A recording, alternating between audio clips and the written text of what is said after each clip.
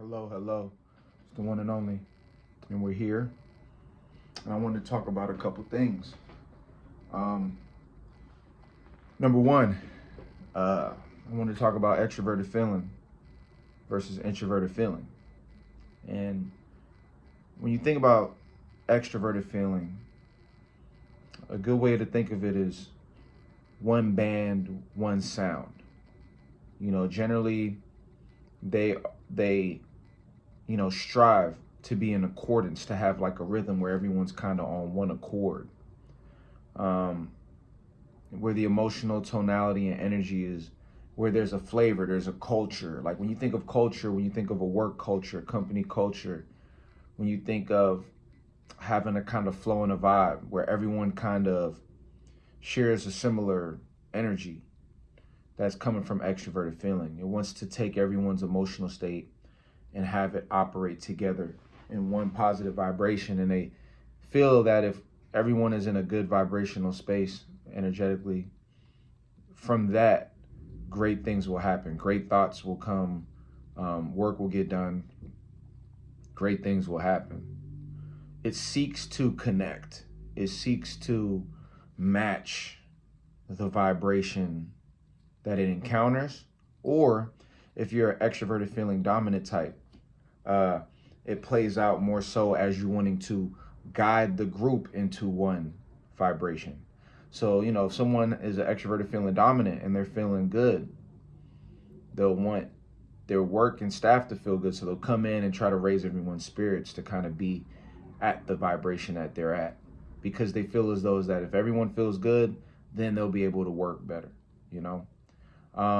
and even if they're feeling bad, a lot of the time they'll still put that aside and try to still create a vibration that they want other people to be in. That's why a lot of extroverted feeling is selfless, in the sense that they'll put their problems and issues aside to connect and build the best vibration for the group. And that's really what extroverted feeling it does. It seeks to connect. It seeks to match where someone else is coming from, or seeks to bring someone up to where they are, and they'll use their communication to do that. Now, it's also very people focused. It's very people and connection focused. Generally for an extroverted feeler, they learn so much through people. Because you got to think about it.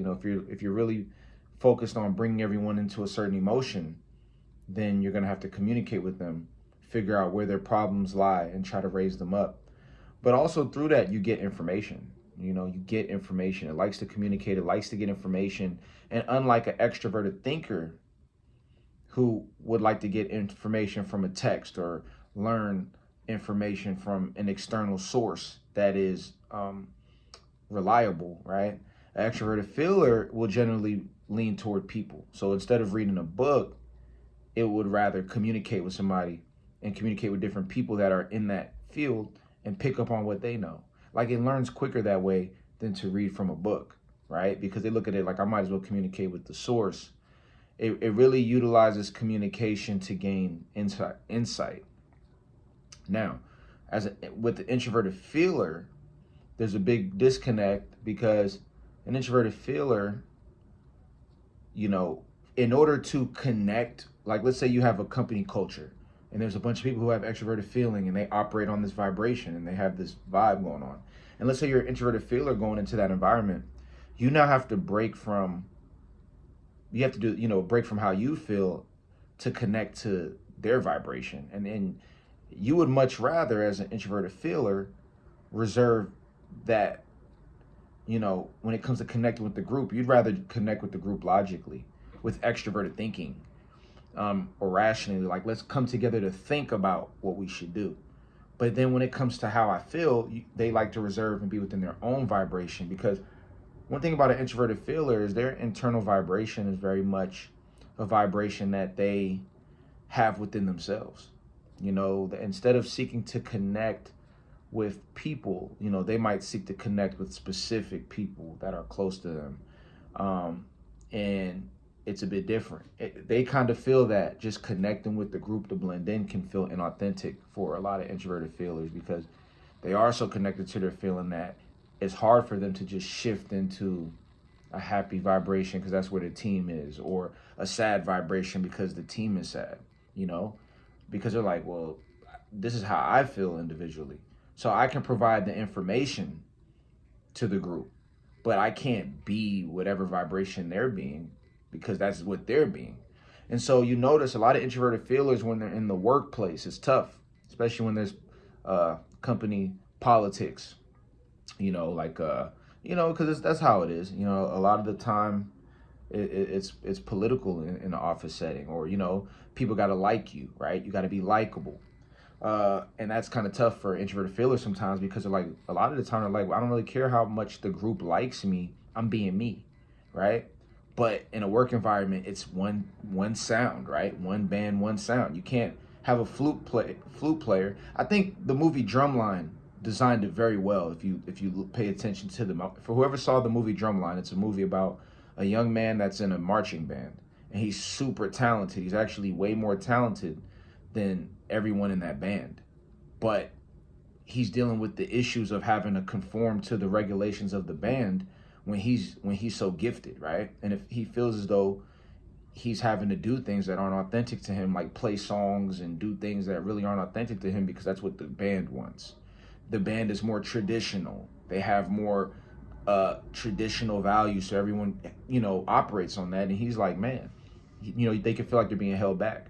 And that's how it is sometimes. You know, it's like you got all these skills and abilities as an introverted feeler, but they're not in connection with the group, you know? And that's the dilemma I hear a lot of people experience when you're an introverted feeler, or if you have extroverted thinking, which means you have introverted feeling, right? Because they go together, and you're around people who have extroverted feeling and introverted thinking.